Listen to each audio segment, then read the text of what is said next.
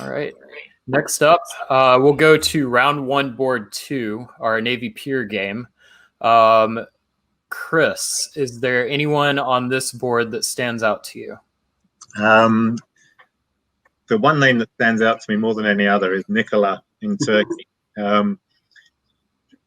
World champion from years back. I don't remember what year, but 2006, I believe.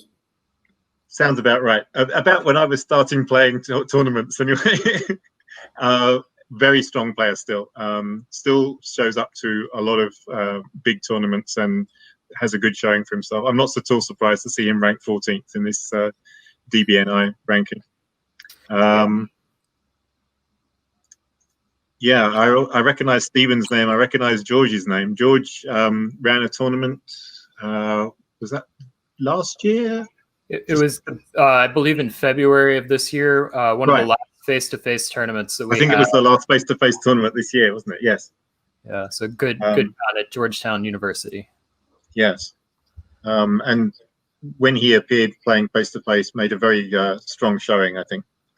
Yeah, George has played with the Windy City Weasels for a very long time. He started in high school and has just been a really, really fun player. I love how creative he likes to be on his boards.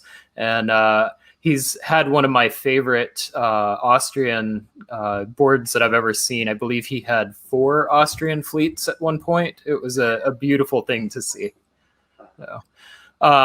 Ed Sullivan, of course, from Houston, is known online primarily as Go Horns Go. He and Russ Dennis have a podcast, which is The Diplomacist, I believe.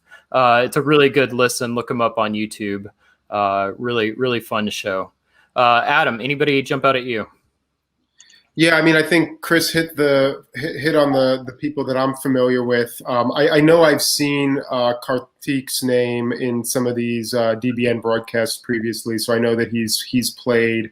Allison and Ben, I don't recognize the names, so I don't know if they're new to the circuit or recurring people that I haven't met yet. But I'm obviously interested to see some new faces and how they do.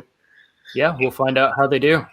We'll go ahead and proceed to round 1, board 2. We'll look at the spring moves. This time, let's mix it up. Why don't we start with Chris? Why don't you take the West? Interesting. We've got that bounce in Piedmont again this game. It seems like a move that I don't see very often in Spring 01, and yet here we've got it in both these 2 games. And also a bounce in the channel. This is a little unfortunate for France because you've got 2 units not moving. Third one going to Burgundy gives you play on Belgium. It's not terrible. You've still got 2 neutrals you can pick up. And it's probably better than having England in the channel. The key question, of course, that we can't answer is whether either or both of those were arranged or whether they were defensive moves. So England played the more southerly opening to the Channel and the North Sea. Germany put the fleet into Denmark, giving them the option of bouncing Sweden. Went up to Ruhr, which is always an interesting question. What do you do with Munich? So going to Ruhr with France in Burgundy, that's probably not what you would want to see as Germany, but it's not terrible. I'm a little like it's a pretty gutsy opening for France because what would have happened if it gotten into Marseille and bounced in English Channel? He's really lucky that bounced. So I hope he had to have been pretty confident that was going to bounce. Yeah, I mean it's an anti-everyone move kind of thing. It's a very defensive play, I think. French Hogue. Yeah, French hedgehog, right? Maybe arranged in this case, though, right? Yeah. I mean, you might have been expecting all 3 of those to bounce. They're all perfectly reasonable places to arrange a bounce, right? All right, Adam, talk us through the East. Yeah, the only thing, Chris, the interesting thing about Italy is the move of Rome to Naples, just a little bit non-standard. Normally goes to Apulia, which has some play on Venice and a little bit more of a flexible move than Naples. I'll just point that out. Yeah, I mean, if Venice had made it into Piedmont, then you might be worried about having to defend Venice, which you can't do from Naples. Yeah. That's right. That's right.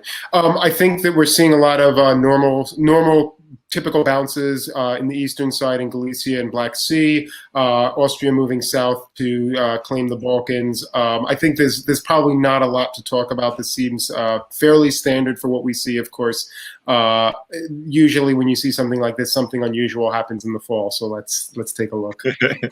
All right. We'll stay in the east. Adam, anything unusual? Well, I think it is interesting that the Russians and Turks decided to balance in the Black Sea, and that looks certainly arranged because you see the Turks supporting the Russians into Romania. Not something, normally you would see the Russians supporting themselves. So it seems like there's some trust there, or just a strong desire not to see the Turks in the Black Sea. The Russians also managed to take Galicia because Austria chooses to cover Trieste against treachery by the Italians. Really, what's unusual is we're seeing that the Italians move into the Aegean Sea without actually taking a center. Certainly, the move to the Aegean Sea is something actually that I think has not become that uncommon, but normally it's accompanied by an agreed upon taking of Trieste by the Italians so that they can build a second fleet. I think this is probably ill-advised. In this case, we're going to Piedmont, we're going to Aegean, we're sitting in Naples. This is a real spread-out set of units that really can't do very much effectively on their own. It may be that Allison is a fairly new player, or it may be that she has something diplomatic in mind. But I think that this is going to put Italy in a difficult situation come the next year. Yeah, Allison's definitely going to need to talk one of either Austria or Turkey into getting them a center for sure. So what do we have going on in the West, Chris? The Scandinavia is interesting. Russia walks unopposed into Sweden because Germany went into Skagerrak, which I don't know that I've seen that before. I don't mind it. It's not a bad move. The German moves are interesting. Skagerrak follows up with Kiel to Denmark, so they take Denmark. Ruhr to Holland, take Holland. Leave Munich open. They obviously trusted France. Knew that France was going to Belgium, maybe. So that's good play from Germany, picking up 2 dots. And in some ways, they've made an advance. They've got that fleet up in Skagerrak already, where it's got play on Norway or Sweden. The other thing I quite like about not bouncing Sweden is you make a friend of the Russian, right? You could deny them a dot, but then you're making an enemy out of them. And realistically, you can take Sweden anyway, even if they're in there, right? It's not that big a deal. Especially now you're in Skag. Sorry? Especially now that you're in Skag. Right, especially in Skagerrak, yeah. I would not be shocked if we see Sweden move to Norway next year. Well, with the arrangement. I guess that's an English misorder, that the convoy to Norway was misordered there. Because, in which case that's quite unfortunate, because it leaves England with no build. But they've still managed to annoy Russia by trying to put the army in there. It's not as bad as you succeed, but it's still not going to make you any friends with the Russians. And the channel is interesting. France decides that they don't need to cover the channel this turn. They can put the fleet into mid-Atlantic. I think this is probably the right fleet move for France, because you've got to build anyway. You can build in Brest if you need it. So whether England goes to channel or not is doesn't really matter that much. They pick up Spain, pick up Belgium, 2 builds. I expect we'll see a fleet Brest. Mm-hmm. And I would not want to be England in this board. Yeah, England. The German can easily move against England as well. I wouldn't be surprised if we see a fleet Kiel. I wouldn't be shocked to see a 2 fleet build France in this position. Yeah, you could definitely build 2 fleets. There's no reason to annoy Germany. I don't think you need another army, right? Yeah. All right. Well, let's find out. We've got a fleet and an army, which is probably the most flexible. We've got a fleet in Kiel, army in Munich, 2 Russian armies, Austrian armies, Fleet Smyrna, and poor Italy left out of the builds. Let's go to the east. Adam, go ahead. Yeah. So, okay. So we see that the Italians did have something in mind. They worked with the Turks to take Greece, of course, leaving the Ionian Sea open for an Austrian retreat, which is sort of interesting because it looks like the Austrians might be the first ones to take Tunis in this game, which is super exciting. And I don't think I have ever in 25 years seen that. So bravo, if it happens. Of course, it could be unopposed, right? There's no reason not to do it, I don't think. Of course, the Austrians walk right into Venice, so that's kind of fun as well. What else do we see? The Turks go into the Black Sea because they have nothing else to do with Ankara, which is seems perfectly reasonable, and the Russians are coming south, but getting kicked out of Galicia. So this looks like an RT versus Austria, maybe, but kind of hard to say how it will develop because I think there's still a lot of negotiation that has to happen, given the weirdness of this situation.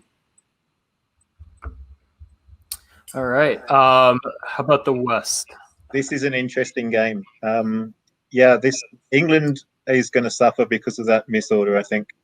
They tried again, but now Russia's got the supported attack into Norway. I would imagine that was probably arranged with Germany. Russia takes Norway, Germany follows up to Sweden. The fleet in Kiel went to Heligoland, giving them a supported attack on the North Sea in the fall. And the English Channel has been dislodged to London. So, they're England's big time playing defense at this point. What else are you going to do, really? Yeah, I mean, they've got no friends. They need to find turn one of those people into an ally. Because right now they've got three coming after them and 3 dots to share between them. Yep. This is great. This is great Russia Germany alliance play right here. This is something you don't see very often. This kind of effective play with them working together like this. It requires a good deal of trust on both of their parts, but it's moves that are in everybody's interest. So really just nicely arranged, great diplomacy and great tactics by both. I really like the Germany-Russia alliance. It'll be nice to see how far they can push it. Yep. Well, let's stay in the West. Chris, go ahead. Okay, so the first thing that stands out is that Germany is in the North Sea. What did London do? Did London support the move? I can't see what London did. London supported fleet north to English. Oh, okay. Oh, I see. Okay. Unfortunate. That's just, I guess that's, well, you pick your enemies, right? Like we said in the other game, if you're being attacked from all sides, you decide who's going to get your dots. Apparently, they are more annoyed with France than with Germany at this point, which is probably reasonable. I don't know. The 2 French armies just sit still. One in Marseille. 3 French armies sit still. 3 French armies are still. Well, the one in Belgium hasn't got anything else to do, right? The one in Marseille, I guess, stays there in case Piedmont tries anything, and the one in Portugal picks up Portugal. So it's fairly passive move from France, but you're getting a build anyway. It's no big deal. Hold the channel. They could have tried to convoy an army over into Wales, which is apparently what England thought they might do. But there's no hurry, really. Yeah, I think that George is showing some good patience here. They know if Germany's in North Sea, they'll probably be able to pick up at least 1 English dot, I'd assume, possibly negotiate for more. It'll be interesting to see who ends up with London. Yeah, I mean, as France, you've always kind of got the advantage in going for Liverpool anyway. It's hard for any other power to get Liverpool. Mm-hmm. All right. And Adam, in the East, what do we see? Well, for Italy, it's easy come, easy go. The Turks, after supporting the Italians into Greece in the spring, now support themselves into Greece in the fall. So that's not a big surprise, unfortunately. No, it's not. So I mean, this is a very sensible RT. There's no reason for them to be fighting right now. That may change very quickly now that Turkey is getting their fifth build and, has the potential to get out of the box. I think we're likely to see a fleet and continue to see the same sort of thing rolling. But if we were to see an army, that could suggest something else about to happen. Yeah, and we're going to see Steve Hogue pick up, looks like 2 builds. Down build. Yeah, down. But that 1 build will make a difference. It'll be really interesting to see who ends up allying with whom against whom in the East. Yep.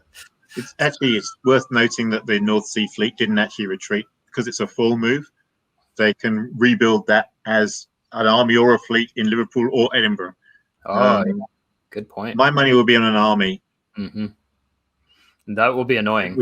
I think that's a sensible removal. That's a very sensible retreat. It's a good plot. Yeah. Good shout out there. Well played. All right, so let's find out what happens with our builds. Yep. Starting in the west, we've got a army in Eddy, as you predicted. We've got a fleet in Brest. We've got an army in Trieste, which surprises me, actually. Albania is the disband, an army from Turkey in Smyrna. That's interesting to me. And that's it. Chris, let's start with you. In the West, anything stand out? It's interesting. England's looking pretty well defended at this point now. That's not looking like some easy source of dots anymore, right? I think you might see that retreat and rebuild might have made the difference for England, because at this point, I think you've got a very strong case to argue to all of Russia, Germany, and France that it's not worth coming after me anymore. There's much easier dots elsewhere, and I'll help you get them with my one fleet. The old Texas flag, come and take it.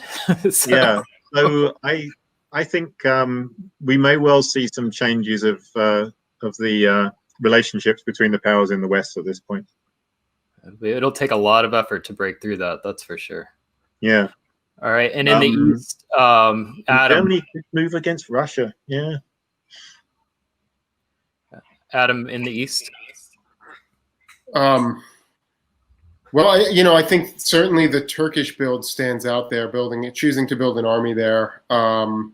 It's hard to say what it means, right? I mean, it's a flexible build, and it's it makes a lot of sense. But so a fleet would have made a lot of sense as well. So obviously Nicolas got a play in mind, but it's hard from where I'm standing to predict what it is. I think I would have wanted a fleet at that point, because I don't see where you're pushing the armies to.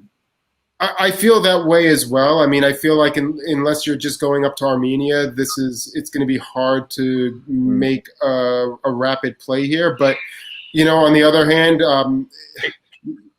it's Nicolas. He may well be teaching us something here. Nicolas is one of the most patient players that I've ever played with. He's makes very smart moves, and I one thing to watch out for. I don't know if it'll happen, but it would be really interesting to see Smyrna move to Armenia and Turkey and Austria make a play on Romania or something like that. I guess Romania and Sevastopol could fall, right? Yeah, I guess I'm sort of salivating at the prospect of there being 2 fleets in the southern Med right now, and I mean, I understand, there's clearly something going on that he has a plan here, but being able to early take a dominating position there it would have been sort of interesting, right? Yeah, you could argue that both ways, though. You can also argue, as there's only one other fleet in the Med, there's no hurry, right? And there's no point in starting an escalation in the Med. Yep. Those French fleets aren't coming over anytime soon. Yeah, and you could certainly see that fleet. Well, maybe they are now with England's defense. All right, well, let's find out. We'll start in the West. No, they are not. So, well, Germany is still. Germany and France are both still going after England. Is the first thing we see from here. But Germany's hedging their bets here. They've got the convoy to Edinburgh, which doesn't go, but they've also pushed the army into Finland, an army into Silesia. Yeah, there's no reason for them not to take Norway in the fall, but they didn't really even need the army in Finland to do that, I don't think. Yeah, so interesting play from Germany for sure. They're going to gain out of this. I wonder whether they'll continue to push against England or whether they'll give up at this point. I would keep the fleets in the North Sea. There's no reason not to, but you might not bother sending anything else against England at this point. Marseille to Piedmont is interesting as well. That's the first sign of France showing an interest in anything in the south. It's not accompanied by a fleet, but it gives them something to talk to Italy about regarding Venice, at least. It's really interesting to see the French players' moves, trying to figure out how to crack this shell around the English Isles. Yeah, I mean, you bring up his third fleet. That's they can't bounce you in North Atlantic. They can't bounce you in the Irish. So I think that's the right way to approach this. Mm-hmm. You're not going to get a convoy into Wales or London at this point, right? I suppose you could have tried a convoy into London if you got Germany's support. So why didn't the Holland army go? I was a self-bounce in Yorkshire, right? Oh, yeah, self-bounce. I missed that. Yeah, smart. Good defense. Yeah. It's going to be harder in the fall, though, with all those French fleets around. All right, and in the east, we've got the RT continuing on. Adam. Yeah, I mean, I think, well, it's really, again, an RAT. We'll see if somebody ends up being the odd person out, but, this is clearly shows a lot of coordination between those three powers. And this is sort of, what I was thinking when we didn't see the Turkish fleet build. This seemed very logical for Turkey to advance their armies in this way, with getting the fleet out into the Ionian, with Austria going up to the Tyrrhenian Sea.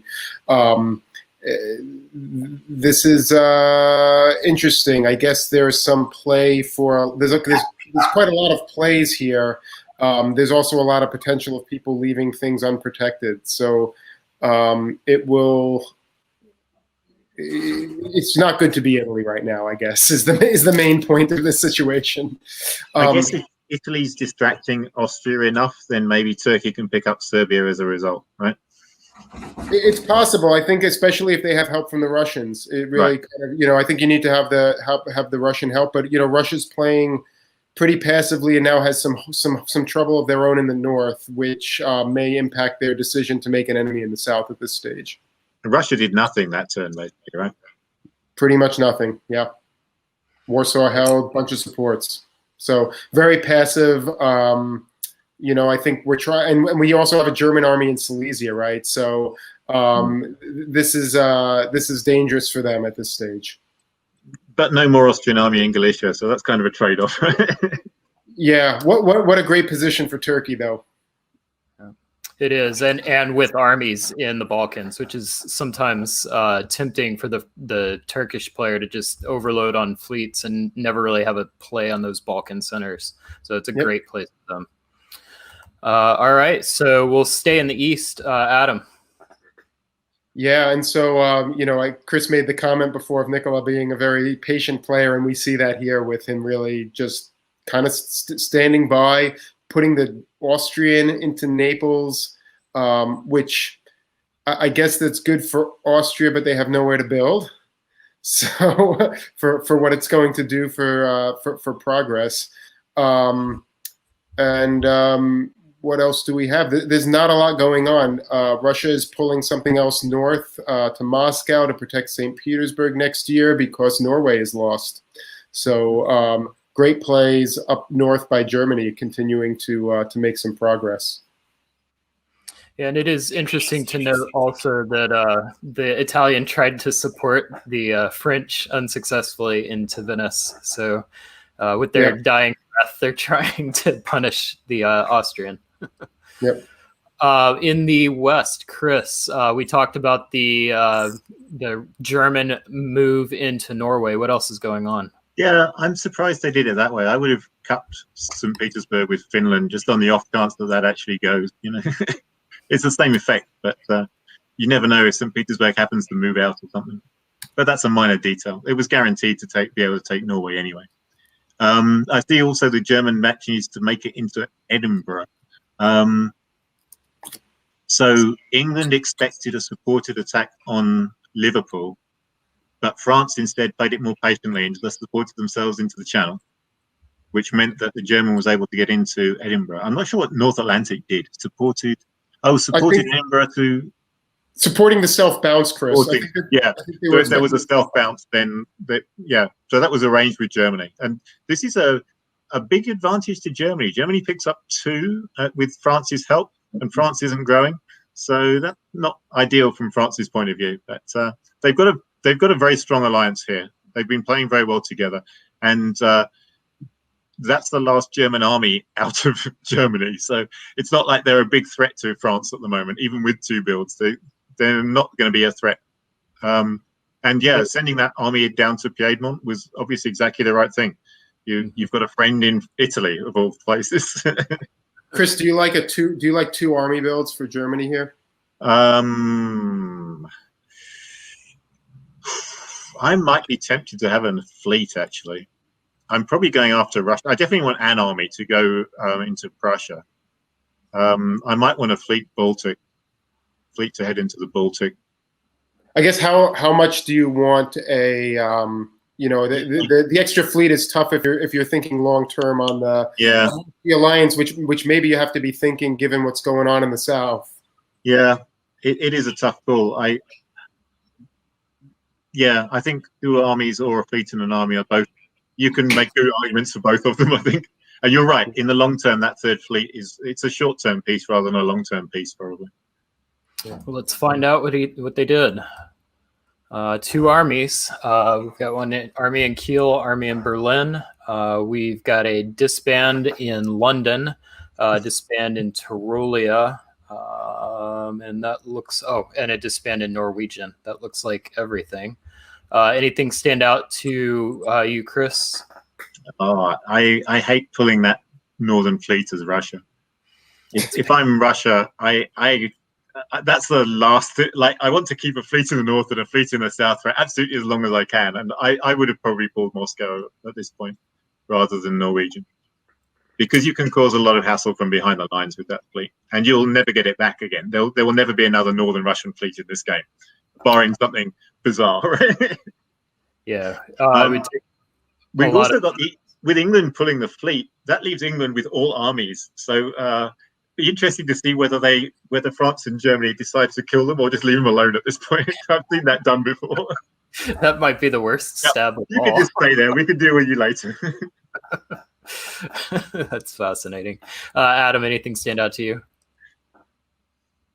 No, I mean, I think, at this point I'm sort of looking at the Turkish position and saying what next, and I'm very curious where we go from here, because I like the position, but there's a lot of interesting options, and at some point you're going to have to anger somebody, because there's just all the dots there are either red or they're either Austrian or Russian. So if you want to gain, you got to go somewhere. Well, let's find out where they go. Adam, why didn't you go ahead and start in the east? Well, there it is.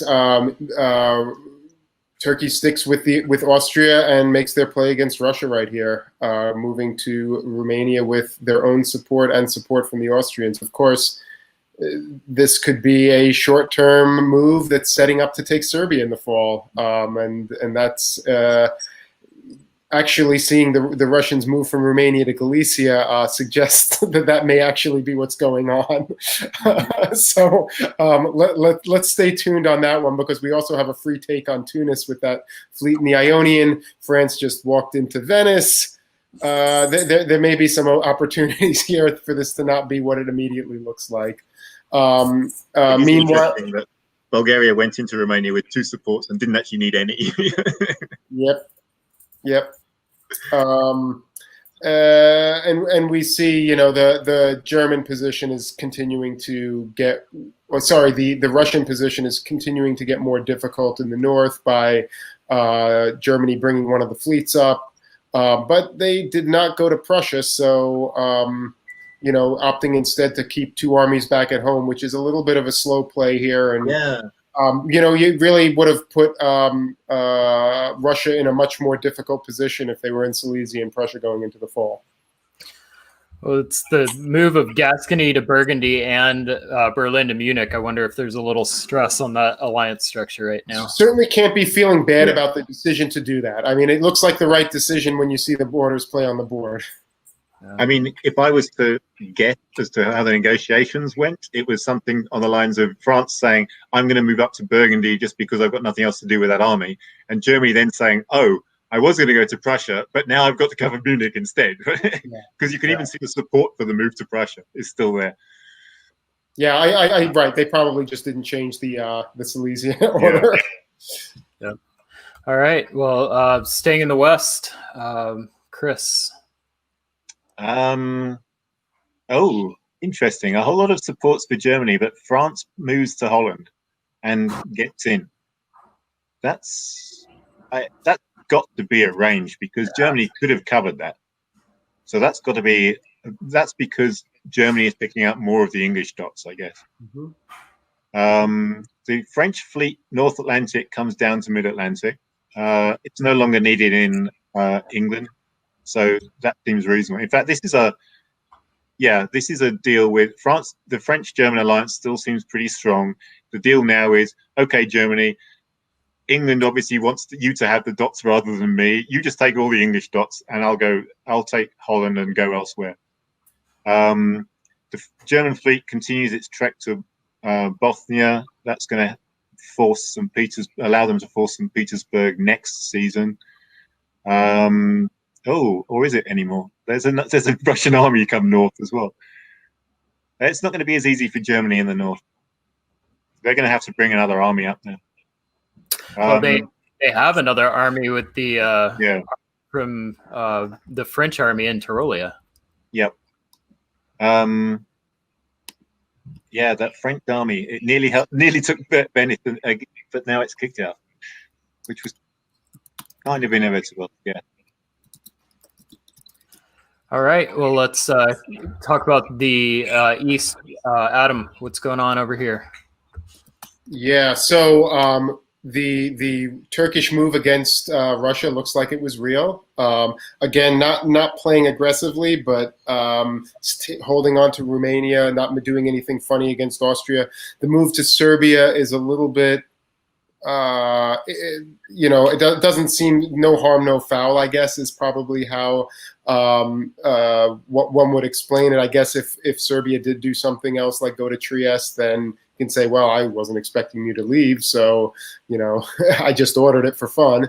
But it's clear that that he's continuing to play on the level with Austria. Did not go to Tunis, and now Austria, which is what's really interesting, is Austria now has two builds coming, because there's one that was not used last year, and then the second build from Rome, while holding on to Venice, and so we're going to see two new Austrian armies. I can only assume maybe we'll see a fleet, but I doubt it. And so if this is an AAT against FG, we're going to see a lot of units pushing up towards Germany very, very quickly, and that will be it's going to give some play to the Turks and Austrians moving up into Russia. It's going to give some play to the French moving down in the Med. It's going to be a little bit of a race. It would be really interesting to see. You could argue there's reason to build an Austrian fleet at this point. There's reason to do it. I mean, I'm sure we're going to. Well, I'm not sure of anything, but I would expect to see a Turkish fleet. But yeah, you could see a second. I'm not sure you want the second Austrian fleet. I think you want to be able to fill in. I'm not sure either. I think you want to fill in Piedmont and Bohemia and all that kind of jazz. I mean, France is in Tyrolia now. Yeah. Yeah, but that's not a threat to Austria, right? My question is, why didn't Turkey take Sevastopol? Well, let's pause the game here, and we'll find out about those builds our next go-round. We'll move on now to round 1, board 2. We'll pick up where we left off. So in this game, looks like... what did we have here? We have, let's see, Italy went to, didn't build and went to the Aegean. Germany went to Skag in the fall. We had a misordered convoy from England to Norway. Looks like we had a FG versus England. Yeah, this was a very strong FG. Yeah, fighting a rat. Then where we left off, looks like we had an EF, and let's see. Oh, sorry about that. Yeah, so this is where we pick up. Who did we like here? Do you remember, Chris? I don't remember. I think Turkey. Yeah, Turkey was Nicolas playing a very slow game here. Right? We were wondering why he didn't take Sevastopol that last turn. Yeah, so Turkey was... but he's got that fleet out in the Ionian already, which is very nice. So. Yeah, Turkey made a stab, and then we were also wondering if we'd see an Austrian fleet build here. So let's find out.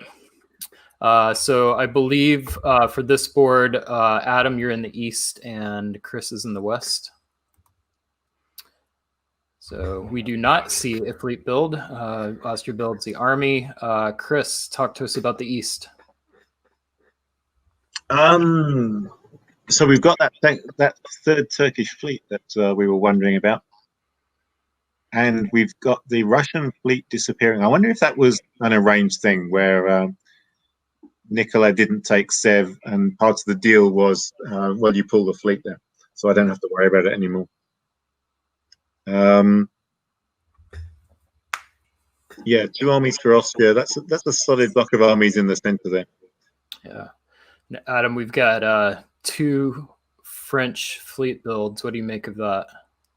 France is very, very fleet heavy right now, and it appears even more so because you really only have 1 army in France. The others are really spread out in Holland and Tyrolia.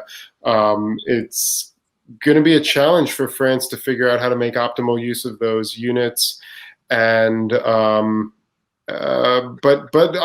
conversely, there's not a huge threat. I think Austria, if anything, is liable to fill into Piedmont and strand that army in Tyrolia at some point, which could cause some problems. And that's really what I would be worried about: getting that army destroyed and having Austria kind of behind you, and Germany doing whatever they feel like doing in the middle of the board because you can't really stop it.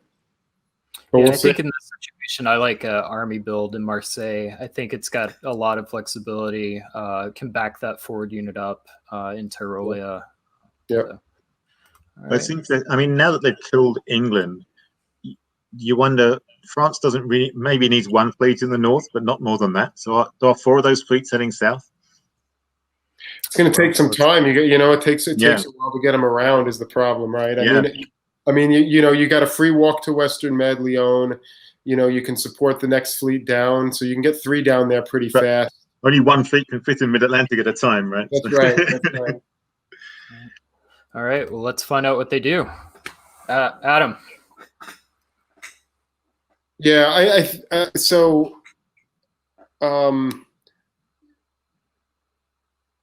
looking at the east, I'm on the east here, right, Brian?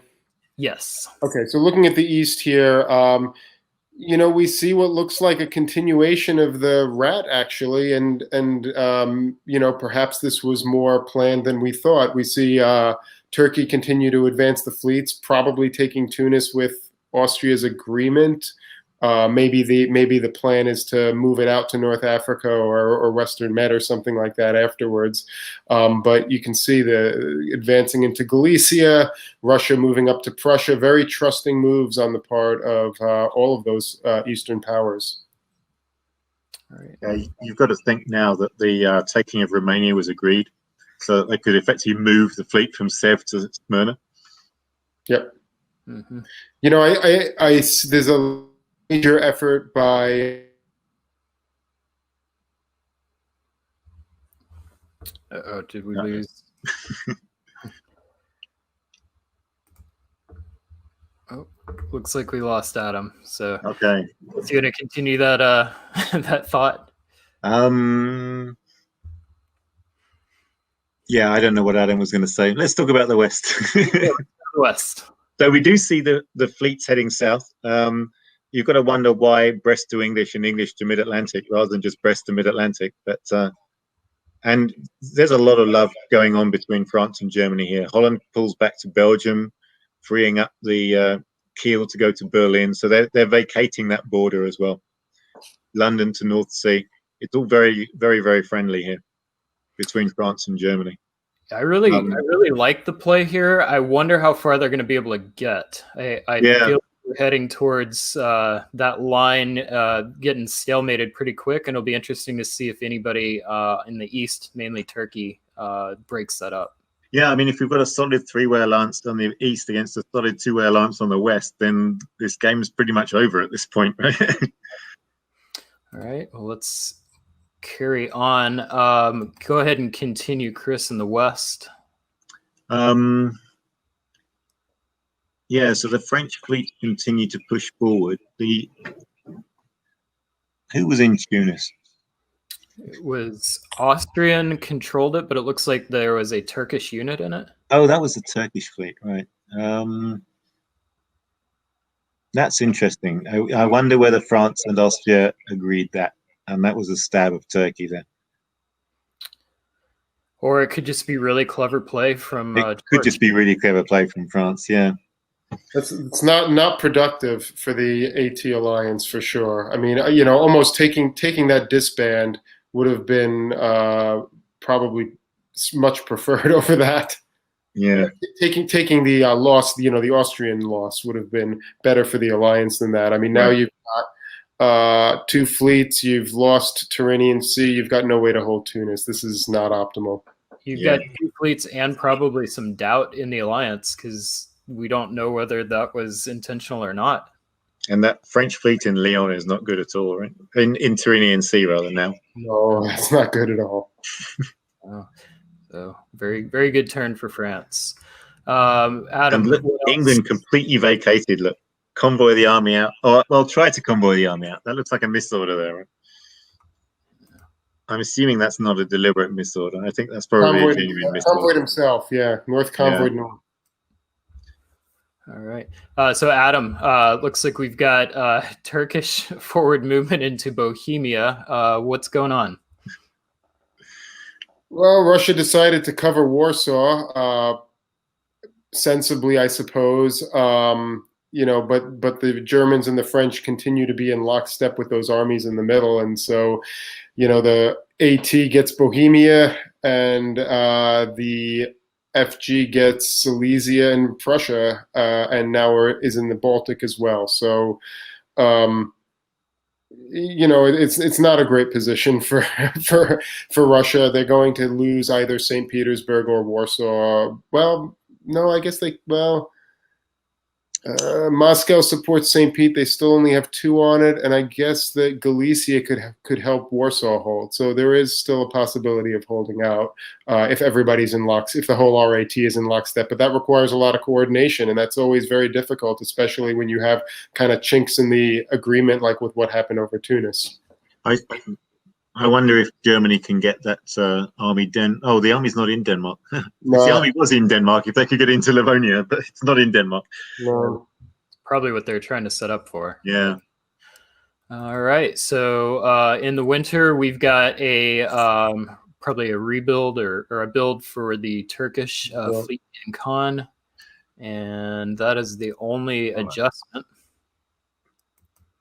It's actually unfortunate because if Germany had left the fleet up in the Gulf of Bothnia, then they could guarantee St. Petersburg now. Correct. Yes, because Prussia can cut Livonia, right? Because they're in Prussia. Yeah. Sorry, I was seeing the fleet in Irish, and I forgot that they had moved out of Liverpool. I thought they were moving the other direction. I was like, whoa, that's a big change. Okay, so let's look in the West. Adam, go ahead and take us through. So East, I'll do East here. I think. So we see Austria pulling back and Turkey making an attack on Serbia unsuccessfully. So clearly, maybe something not agreed upon going on here. The Turks do support the French up to the Tyrrhenian Sea, but that essentially gives France a forward retreat into Naples. So not great there either. So we'll have to see. I mean, this breaking in the alliance seems to be helping France a lot more than it's helping Turkey right now. So, that's hard to see how this is going to go better for Nicolas unless something really dramatically changes. This is looking really strong for George. Definitely. Speaking of going well for George, talk through the West, Chris. Yeah, I mean, he's picked up 2 in Tunis and Naples. He's managed to push Marseille forward into Piedmont. Didn't get into Warsaw. Although, if the German had actually supported that and cut Livonia, which presumably would have been the plan, then they would have made it into Warsaw as well. So you could have been looking at 3 French builds. But this is presumably a German NMR at this point, which is very unfortunate timing, really. Yeah, that's very, very unfortunate for this turn. So we've got 2. If they're able to hold on to it. Right. This is only spring, isn't it? Yeah. Yeah, 2 builds for France. So it'll be interesting to see what happens. We'll go ahead and stay in the West. Go ahead, Chris.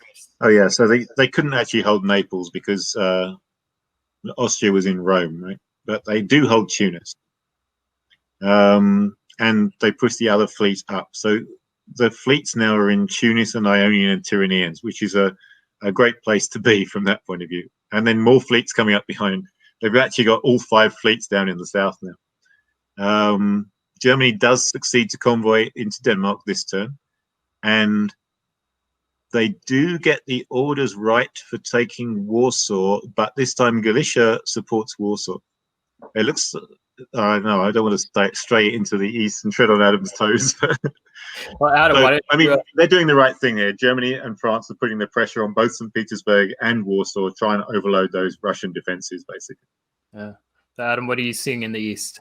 Yeah, I mean, it looks like Nicolas and Stephen kind of figured it out after, Stephen made that move into Tunis that probably upset Nicolas, and then Nicolas responded, accordingly. But it looks like they're a little bit more in lockstep now. Stephen kind of walking out of his dots in the direction of the line in the middle of the board. So it seems like they're getting more on the same page, and they have to. I mean, there's really no choice right here. Look at France's position. France is in Naples, takes Ionian this turn. They make great tactical moves to hold out in Russia, Galicia supporting Warsaw. The risk is ultimately going to be at some point Germany's going to probably make a guess and be able to take Livonia or something like that, and then it's going to crush the line. But so this is going to be really hard for them to hold out in the long run. But good moves, and hopefully, if they're on the same page, they can figure out how to make it hold a little bit longer.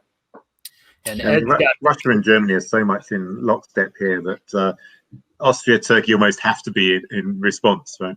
Yep. Yeah. Ed's got to be kicking himself for missing that last turn, because I don't know if they'll have that chaos that they did in the last turn again. So also, I'd like to just point out we've seen a lot of very dynamic and to me very entertaining games, kind of like the game 6 where everybody's turning on each other.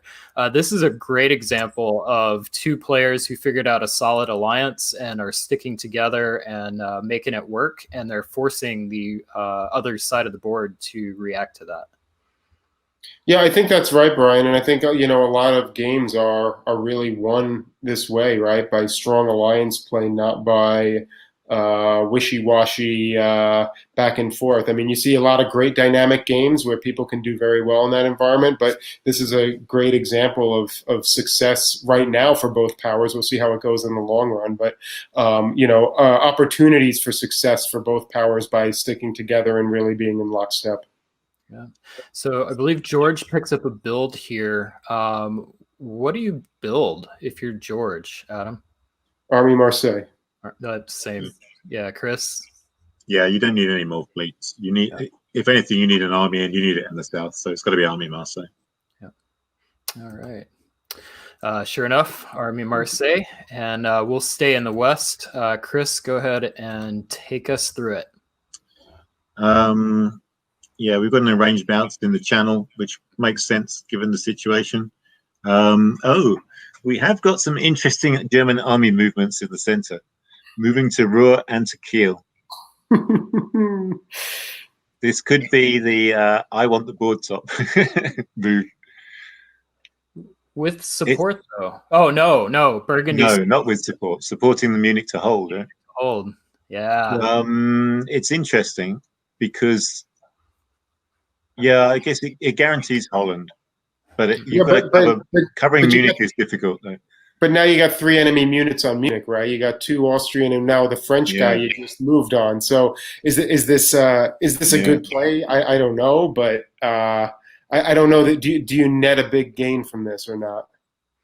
I think you gain Holland. I don't know if you get anything else, and you're definitely risking the line. Well, you make a play for Holland and Belgium, right? Because you can put north into Belgium. Oh, you probably don't bother even covering Munich, right? You probably just go Holland. You go to Holland. You support yourself into Belgium. Yeah, maybe you just guarantee those 2 and don't try and hold Munich. You say, if they're going to take Munich, they're going to take Munich, right? It's not great though. You're only +1, and France can just pull Silesia. They don't need to pull anything else. Right? That's right. And where are you going to build? To build? I suppose you're building Kiel, right? Kiel. Yeah. Yeah. I don't know. I mean, it's a play for the board top. Germany's 1 behind France at this point. I don't hate it. I mean, he's taken a shot, and otherwise, I don't know that he's going to be able to outpace France. Yeah, I mean, at some point you pick up St. Petersburg, but you can't really expect to pick up anything else pushing the line, right? Well, you're going to get St. Petersburg right now. So the question is, can you leave Berlin open as well for a build? So you can build, so you can actually get the second build. Because if you take 3 and lose 1, you put 2 armies down. It's actually not a terrible position if you can actually get that second army down somehow. I'm just wondering whether he knew he was going to be guaranteeing St. Petersburg. I suppose. Well, it was very likely. Moscow. Yeah, those are pretty solid moves to guarantee St. Petersburg. Yeah. All right. So, what do you see in the east, Adam? We've got some nice little French movement down here. Yeah, France goes to the Adriatic. Very sensible in this position. You want to be able to make the plays around Italy. Bounce in Ionian. Get that other fleet down there. Mostly a lot of bounces, but still lockstep moves by Italy, by Austria and Turkey, which again I think is the right play. Covering Tuscany, getting into Venice, can make some plays to try to knock them out of Piedmont or at least hold Tiroli at this stage. Of course, all bets are off at this point based on Germany's move. So this is going to be a frantic negotiation period between now and this fall, and a lot could really change dramatically, I would imagine, both on the dynamics of the board. This may open the opportunity for Turkey to make his move on Austria right now because of what just happened. Particularly as Serbia moved this turn. Yep. All right. So next up, there it is. Nicolas takes full advantage of the situation. Budapest and Serbia. That makes Is that beautiful patient play from Nicolas? Yep. All right. And in the West, how does France and Germany sort out? Yeah, it looks like, lots of credit to George, because this looks like he's managed to convince Ed that that was the wrong move and he shouldn't follow through with it. He's not 100% confident that he's done it, because he still pulls a fleet and a couple of armies back. He leaves the 3 forward fleets, so it's kind of that sort of says to me he was fairly confident, but not 100% confident. So he did make a play for Munich. So I don't know what the deal was around Munich, but yeah, it's hard to read that. But I mean, the fact that Germany didn't try for Holland or Belgium kind of says that George had some good arguments to make at this point and convinced him that he shouldn't follow through with it. Solid moves as well, right? You pull back a little bit, but you don't pull everything. Right. Oh, yeah. I mean, really solid way to approach this type of position where, you've got to cover some things, but you really don't want to sacrifice your whole forward position. And George really struck the balance well there. And I mean, if you do end up pulling a couple of units, then you can pull a couple of the forward units and you still got a very solid defense. But if on the other hand, you have convinced Germany, then you haven't given up on Italy at this point. Well, look at where Austria disbanded too. That's very good for France. Yeah. So we've also got a German army in Kiel and 2 more armies in Turkey. I love it. Chris, why don't you take us through the West? Oh, this is interesting. Look at this. France is still moving towards Germany there. Like tapping Munich, moving to tapping Rouen, bringing Gascony up. I guess they've given up on the whole Italy thing. It's interesting here because you've got the dynamic that's changed in the East now, with Nicolas having made the move on Stephen. Then you've got to sort of figure out, well, what does that mean for my position in the West here? Because Nicolas is going to grow quite rapidly at this point, probably. Is that going to put him ahead of? There's only what are they 9, 9, 8? Yeah, so Nicolas only has to pick up 1 dot in the East to then be joint board top. So I wonder if George has now decided that the dots he needs are or either that or he's worried about Ed again trying for Holland or something. Yeah. But Ed's very well behaved here. I mean, he's basically not moving anything. The fleet moves to Baltic. There's the agreed bounce in Aegean, but everything else is just support. And we've got the Austrian armies moving back.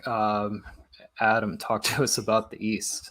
Yeah, I mean, this is cool because Chris started to allude to this, but look what George does here. He actually supports the Austrian back into Trieste, right, to help Austria get into a position where he can defend against Turkey. Because right now, George is looking at this and probably saying, who are the biggest threats to my board top right now? Well, it's certainly not Austria. So, maybe I can get him in a position where he's defensible and I can get those Italian dots later.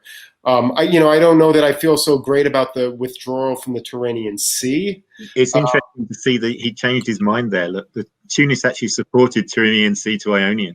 Yeah, I mean, I don't think I like that, mainly because for as long as you're going to be doing this bounce in the English Channel, you've got no way to feed your fleets back up. So you either have to not bounce and let Germany into the English Channel, which is okay if you're going to get a build and be able to build another fleet in Brest. But, where is the dot that you're going to be using to do that, especially with Germany sitting in Ruhr anyway?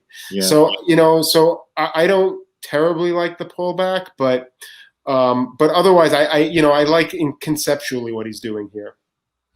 Yeah, I think maybe that's too much to pull Tyrrhenian Sea back as well, because you've got the 2 fleets in Mao and Spain to deal with the German fleets. That's right. I think that's sufficient, probably. All right, so we'll continue on in the East. Looks like we've got some coordination between possible coordination between Turkey and France. Adam, what do you see? Yeah, I mean, it looks like it's probably coordination. You've got Turkey going to the Adriatic and France going to Apulia and Ionian, Tyrrhenian. Again, this just shows, had we not vacated the Tyrrhenian Sea in the first place, this would not have been an issue of getting bounced back out in the fall, right? I think you probably realized that it wasn't the right move. So, and then we see this bounce in Belgium.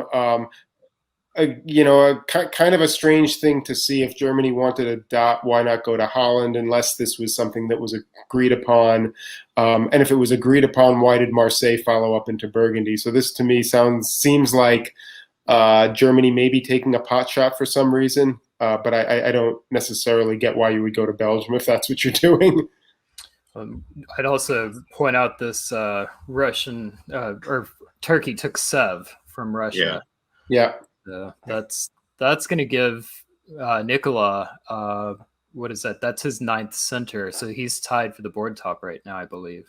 Yeah, but that French army down in Galicia, if that helps the Austrian, then maybe he can't hold all of Austria at this point. I don't know. It'll be interesting to see. All right. And then Chris, talk to us about the West. Yeah, I mean, the interesting thing is Belgium, which is, as Adam said, very difficult to read. Mm-hmm. I feel like George is playing defensively in the West. It's hard to know what Ed's doing, to be honest. Yeah. Well, we, I believe, in the game right here. So with Germany and France and Turkey all tied for a 9-center board top. How do you feel about that, Chris? Is that the right result? It's not unreasonable.